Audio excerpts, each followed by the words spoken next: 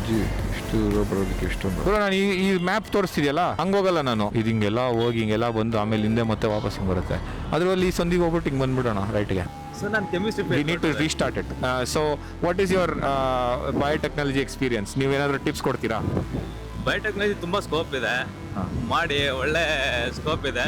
ಅದ್ರಲ್ಲಿ ನಾವು biology department micro ಬಯಾಲಜಿಗೆ ಹೋಗ್ತು ಅಂದ್ರೆ ಅದ್ರ ಒಳ್ಳೆ ಗ್ರೋತ್ ಇರುತ್ತೆ, ಅಬ್ರಾಡ್ ಹೋಗೋ ಚಾನ್ಸಸ್ ಇರುತ್ತೆ. ಇಲ್ಲಿ ಏನಾದ್ರು ಪ್ರಾಜೆಕ್ಟ್ ಏನಾದ್ರು ಸಿಕ್ಕಿದ್ರೆ ದೊಡ್ಡ ದೊಡ್ಡ ಕಂಪ್ನಿಗಳಲ್ಲಿ ಮುಂದೆ ಅಬ್ರಾಡ್ಗೆಲ್ಲ ಹೋಗೋದಕ್ಕೆ ಚಾನ್ಸಸ್ ಇರುತ್ತೆ ತುಂಬಾ. ಓಕೆ, ಸೊ ಮಾಡೋರ್ಗೆ ತುಂಬಾ ಬೆನಿಫಿಟ್ ಇದೆ. ಅಂದ್ರೆ ಇಂಜಿನಿಯರಿಂಗ್ ಮಾಡ್ಬೇಕಾ ಇಲ್ಲ BSc ಬಯೋಟೆಕ್ನಾಲಜಿ ಆ ಥರ ಏನಾದ್ರು ಮಾಡ್ಬೇಕಾ? ಎಲ್ಲದಕ್ಕೂ ಅದ್ರದ್ದೇ ಆದ ಸ್ಕೋಪ್ ಇದ್ದೇ ಇರುತ್ತೆ, ಅಂದ್ರೆ ಟ್ಯಾಲೆಂಟ್ ಇಂಪಾರ್ಟೆಂಟ್ ಆಗುತ್ತೆ ಅಷ್ಟೇ. Just like that. ನಾನೊಂದು ಯೂಟ್ಯೂಬ್ ಚಾನಲ್ ಸ್ಟಾರ್ಟ್ ಮಾಡೋಣ ಅಂತಿದ್ದೀನಿ. ನನ್ನ ಕ್ಲೈಂಟ್ಸ್ ಇಂಟರಾಕ್ಷನ್. ಸೊ ಇವತ್ತೆಲ್ಲ ತುಂಬಾ ಟೆಸ್ಟೇ ಮಾಡ್ತಿರೋದು, ಇವತ್ತೇ ಫಸ್ಟ್ ಡೇ. ಅದಕ್ಕಾಗಿ ನಿಮ್ದು ಎಲ್ಲಿ ಎಜುಕೇಶನ್? ನಾವು ಹುಟ್ಬೆಳಿದೆಲ್ಲ ಇಲ್ಲ ಬೆಂಗಳೂರಲ್ಲೇ. ನಾವು ಮಂಡ್ಯದಲ್ಲಿ ಓದಿದ್ವಿ ಒಂದು 4 ವರ್ಷ. ಇಲ್ಲ ಮಂಡ್ಯ ಅಲ್ಲ, ಅಲ್ಲಿ ಓದಿದ್ದೆ ಮಂಡ್ಯದಲ್ಲಿ.